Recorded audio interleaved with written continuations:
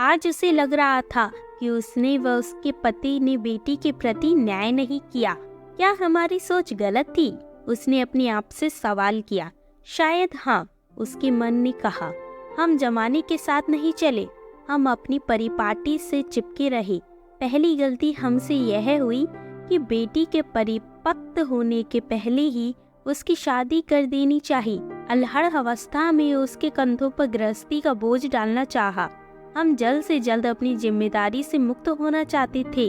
और दूसरी भूल हमसे तब हुई जब वीणा ने अपनी पसंद का लड़का चुना और हमने उसकी मर्जी को नकार कर उसकी शादी में 1000 रोड़े अटकाए। अब जब वह अपनी शादी से खुश नहीं थी और पति से तलाक लेना चाह रही थी, तो हम दोनों पति पत्नी ने इस बात का जमकर विरोध किया। बेटी की खुशी से ज्यादा उन्हें समाज की चिंता थी। लोग क्या कहेंगे, यही बात उन्हें दिन रात खाई जाती थी। उन्हें अपनी मान मर्यादा का ख्याल ज्यादा था। वे समाज में अपनी साख बनाए रखना चाहते थे, पर बेटी पर क्या बीत रही है इस बात की उन्हें फिक्र नहीं थी। बेटी के प्रति वे तनिक भी संवेदनशील न थे। उसके दर्द का उन्हें जरा भी एहसास न था। उन्होंने कभी अपनी बेटी के मन में बैठने की कोशिश नहीं की, कभी उसकी अतरंग भावनाओं को नहीं जानना चाहा। उसके जन्मदाता होकर भी वे उसके प्रति निष्ठुर रहे, उदासीन रहे। अहिल्या को पिछली 20 घटनाएं याद आ गईं। जब उसने वीणा को परे कर बेटों को कलेजे से लगाया था, उसने हमेशा बेटों को अहमियत दी, जबकि बेटी की अवहेलना की। बेटों को परवान चढ़ाया, पर बेटी जैसे तैसे पल गई। बेटों को अपनी मनमानी करने की छूट दी, पर बेटी पर 1000 अंकुश लगाए। बेटों की उपलब्धियों पर हर्षित हुई, पर बेटी की खूबियों को नजरअंदाज किया। बेटों की हर इच्छा पूरी कर, पर बेटी की हर अभिलाषा पर तुषारपात किया। बेटे उसकी गोद में चढ़े रहते या उसकी बाहों में झूमते, पर वीणा के लिए न उसकी गोद में जगह थी और न ही उसके हृदय में। बेटे और बेटी में उसने पक्षपात क्यों किया था? एक औरत होकर उसने औरत का मर्म क्यों नहीं जाना?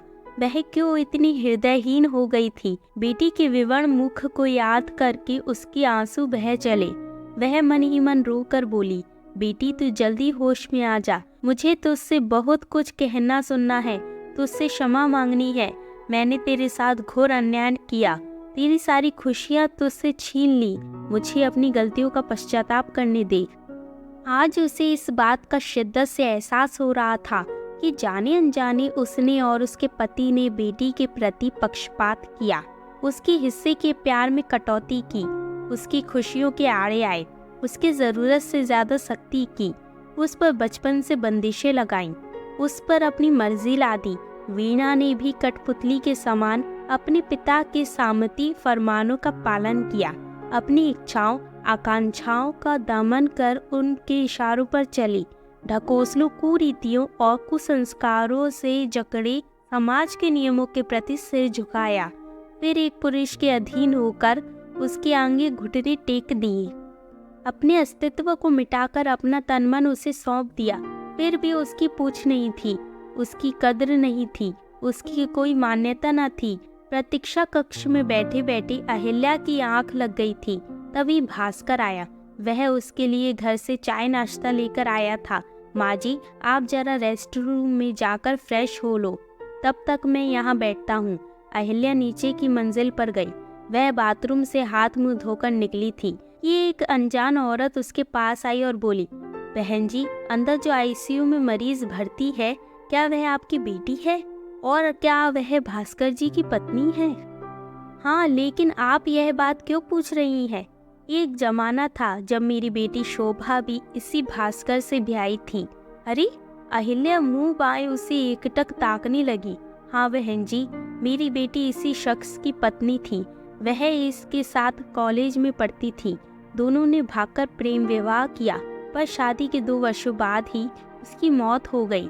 ओह, यह सुनकर बहुत अफसोस हुआ। हाँ, अगर उसकी मौत किसी बीमारी की वजह से होती तो हम अपने कलेजे पर पत्थर रखकर उसका वियोग सह लेते। उसकी मौत किसी हादसे में भी नहीं हुई कि हम इसे आकस्मिक दुर्घटना समझकर मन को समझा लेते। उसने आत्महत्या की थी। अब आपको क्या बताऊं, यह एक अबूझ पहेली है। मेरी हंसती खेलती बेटी जो जीविशा से भरी थी, जो अपनी जिंदगी भरपूर जीना चाहती थी, जिसके जीवन में कोई गम नहीं था, उसने अचानक अपनी जान क्यों देनी चाहिए, यह हम माँ बाप कभी जान नहीं पाएंगे। मरने के पहले दिन वह हमसे फोन पर बातें कर रही थी, खूब हंस बोल रही थी, और दूसरे दिन हमें खबर मिली कि वह इस दुनिया से जा चुकी है। उसके बिस्तर पर नींद की गोलियां की खाली शीशी मिली, न कोई चिट्ठी, न पत्री, न सुसाइड नोट। और भास्कर का इस बारे में क्या कहना था? यही तो रोना है कि भास्कर इस बारे में कुछ भी बता न सका। हम में कोई झगड़ा नहीं हुआ, उसने कहा। छोटी मोटी खिटपिट तो मियाँ बीवी में होती रहती है, पर हमारे बीच ऐसी कोई भीषण समस्या नहीं थी कि जिसकी वजह से शोभा को जान देने की नौबत आ पड़े। लेकिन हमारे मन में हमेशा यह शक बना रहा कि शोभा को आत्महत्या करने को उकसाया गया।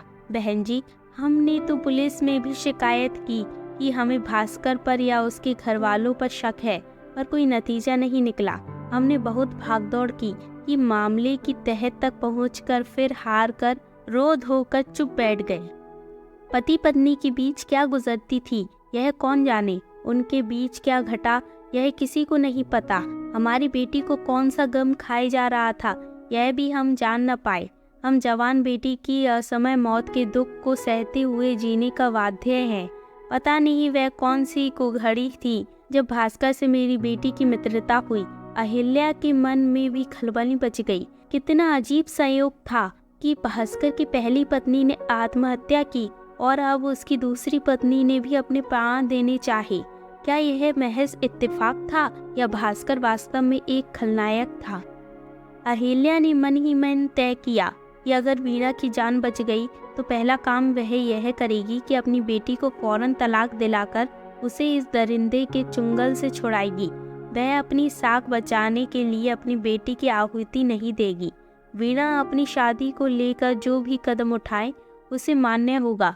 इस कठिन घड़ी में उसकी बेटी को उसका साथ चाहिए, उसका संभल चाहिए। देर सवेर ही सही वह अपनी बेटी का सहारा बनेगी, उसकी ढाल बनेगी, हर तरह की आपदा से उसकी रक्षा करेगी।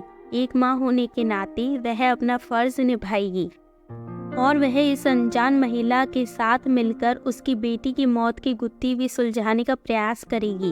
भास्कर जैसे कई भेड़िया सज्जनता का मुखौटा ओढ़े अपनी पत्नी को प्रताड़ित करते रहते हैं, उसे तिल तिल कर जलाते हैं और उससे अपने प्राण त्यागने को मजबूर करते हैं, लेकिन वे खुद बेदाग बच जाते हैं क्योंकि बाहर से वे भले बने रहते हैं।